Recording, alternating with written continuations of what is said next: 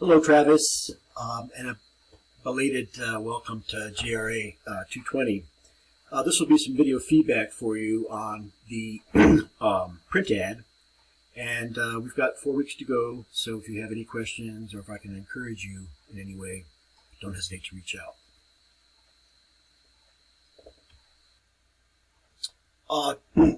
Travis, this is exactly right, except that it is in Photoshop, and it points out the similarities between the Illustrator interface and the Photoshop interface, including their use of layers. But as you can see, it's a little different here in Photoshop.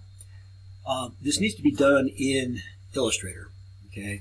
And it's not hard. You can transfer your visual assets from the Photoshop file into the Illustrator file. I think you can, copy and paste them. All right, but try if you can to recreate this in Illustrator, and because that will give you a whole set of skills that that you won't have otherwise. Typographically, I think concentrate on your type. I would probably not use this handwritten type. Formally, it's it's a decent contrast, I guess, against the Arial sans serif. But it's a little too casual, perhaps. Pay attention to your margins.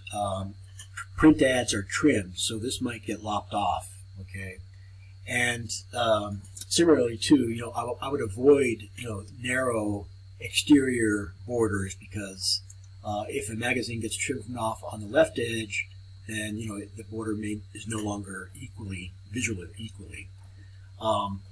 Perhaps. I'm glad that you bled images. That's nice. Consider, let's see how that there. Okay. Now let's see if I can do this. Consider not having such a banded effect. And what I mean by that is perhaps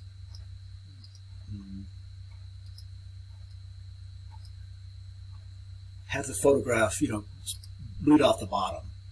Because this is in something other than Illustrator, it's looking like it's a little difficult for me to move things around. See, and that's the great advantage of Illustrator, is that Illustrator is designed as a program to allow easy editing of both vector and pixel-based images. So if you can, try to get that into Illustrator.